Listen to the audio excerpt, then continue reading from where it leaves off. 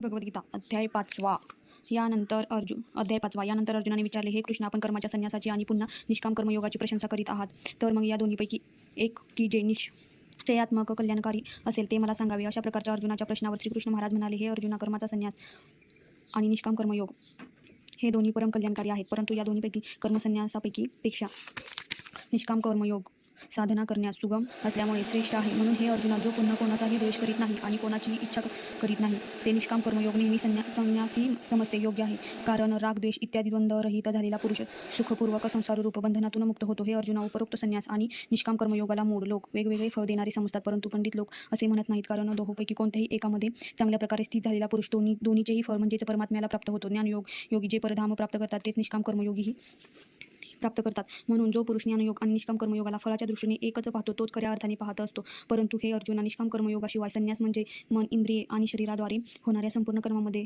कर्तेपणाचा त्याग प्राप्त होणे कठीण आहे. आणि भगवंताच्या स्वरूपाचे मनन करणारा निष्काम कर्मयोगी परब्रह्म परमात्म्याला लवकरच प्राप्त होतो. ज्याने आपले शरीर वश केले आहे अशा जितेंद्रिय आणि विशुद्ध अंतकरणाचा आणि संपूर्ण प्राण्यांच्या आत्मरूपी परमात्म्यामध्ये ऐक्य पावलेले निष्काम कर्मयोगी कर्मे करीत असतानाही कर्मामध्ये लिप्त होत नाही. हे अर्जुना, तत्वाला जाणणारा तो संख्यायोगी पाहत असताना, ऐकत असताना, स्पर्श करीत असताना, वास घेताना, भोजन करताना, गमन करताना, निद्रित असताना, श्वास घेताना, बोलताना, त्याग करताना, ग्रहण करीत असताना, डोळ्याची उघडझाप करीत असताना सुद्धा सर्व इंद्रिये आपापल्या अर्थानुसार वर्तन करीत आहेत असे समजतो आणि मी निसंशय काहीच करीत नाही असे मानतो. परंतु हे अर्जुना, देहाचा अभिमान असणाऱ्या लोकांना हे साधन होणे कठीण आहे आणि निष्काम कर्मयोगी सुगम आहे. कारण जो पुरुष सर्व कर्मे परमात्म्यामध्ये देह अर्पण करतो आणि आसक्तीचा त्याग करून कर्मे करतो, तो पुरुष कमळाच्या पानाला ज्याप्रमाणे पाणी लिप्त होत नाही त्याप्रमाणे पापापासून अलिप्त राहतो. म्हणून निष्काम कर्मयोगी ममत्व व बुद्धिरहित केवळ इंद्रिय, मन, बुद्धी आणि शरीराद्वारे देखील आसक्तीचा त्याग करून अंतकरणाच्या शुद्धीसाठी कर्मे करतात. म्हणून निष्काम कर्मयोगी कर्माच्या फळांना परमेश्वराला अर्पण करून भगवत प्राप्तीनुसार शांतीला प्राप्त होतात आणि सकामी पुरुष फलामध्ये आसक्ती ठेवून कामनेच्या योगाने बंधन पावतात. म्हणून निष्काम कर्मयोगाचं उत्तम आहे. हे अर्जुना, ज्याने आपले अंतकरण वश केले आहे असा सांख्ययोगाचे आचरण करणारा पुरुष व निसंशय करता आणि न करविता 9 दरवाजांच्या शरीररूपी घरामध्ये सर्व कर्माच्या मनाने त्याग करून म्हणजेच इंद्रिये आपल्या विषयात वर्तन करीत आहेत असे मानून आनंदपूर्वक निश्चदानंदन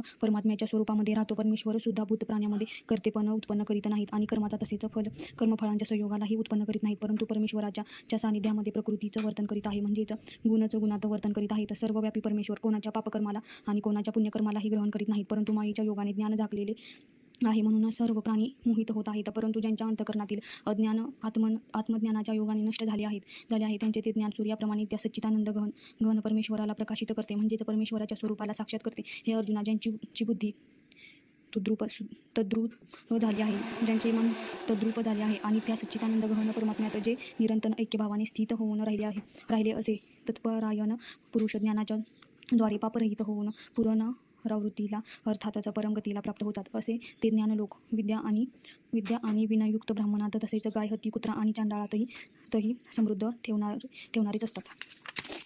म्हणून ज्याचे मन समत्व भावनाने स्थित आहे त्यांची जिवंतपणीच हा संपूर्ण संसार जिंकला आहे, म्हणजेच ते जिवंत असून हे संसारातून मुक्त आहेत. कारण सच्चिदानंद घन परमात्मा निर्दोष आणि सम आहे. जो पुरुष आवडत्या वस्तूला म्हणजेच जिला लोकप्रिय वस्तू समजतात तर तिची प्राप्ती झाली असता आनंदित होत नाही आणि नावडत्या वस्तूला म्हणजेच ज्या वस्तूला लोक अप्रिय समजतात तिची प्राप्ती झाली असता उद्वेग पावत नाही.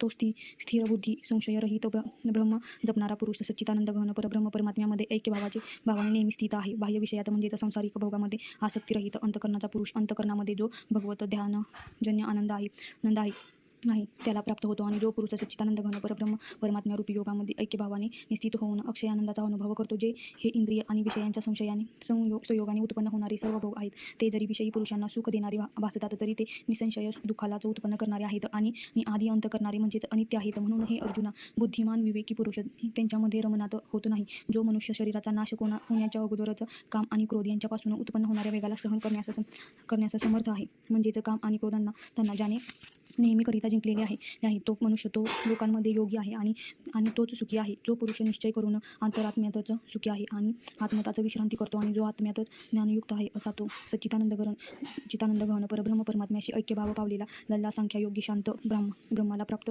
होतो. ज्याची सर्व पापे नष्ट झाली आहेत आणि ज्ञानाच्या योगाने ज्याचे सर्व संशय निवृत्त झाले आहेत तो संपूर्ण भूत प्राण्यांच्या हितामध्ये रत आहे. ज्याचे चित्त भगवत ध्यानामध्ये एकच झाले आहे असा मनाने पुरुष शांत परब्रह्माला होतो. काम क्रोध रहित मन जिंकलेल्या परब्रह्म परमात्म्याचा साक्षात्कार केलेला ज्ञानी या ज्ञानी पुरुषासाठी सर्व बाजूने शांत परब्रह्म परमात्म्याची प्राप्ती होते. हे अर्जुना, बाह्य विषयोपभोगांचे चिंतन न करता त्यांचा त्याग करून आणि भुव यांच्यामध्ये दृष्टी स्थिर करून आणि नासिका मार्गात विचरणाऱ्या प्राप्त आणि अपान वायूंना समान करून इंद्रिय, मन आणि बुद्धी ज्यांनी जिंकली आहे, असा जो मोक्षपरायण मुनी, इच्छाभय आणि क्रोधरहित आहे, तो नेहमी विमुक्तच आहे. आणि हे अर्जुना, माझा भक्त मला यज्ञ आणि तपांचा भोगणारा आणि संपूर्ण लोकांच्या ईश्वराचाही ईश्वर, संपूर्ण भूतमात्रांचा स्त्रेही म्हणजेच स्वार्थरहित प्रेमी अशा तत्वाने जाणून शांती प्राप्त करतो. आणि सच्चिदानंद घन परिपूर्ण शांत ब्रह्माशिवाय त्याच्या दृष्टीमध्ये आणखी दुसरे काहीही राहत नाही, फक्त वासुदेव राहतो.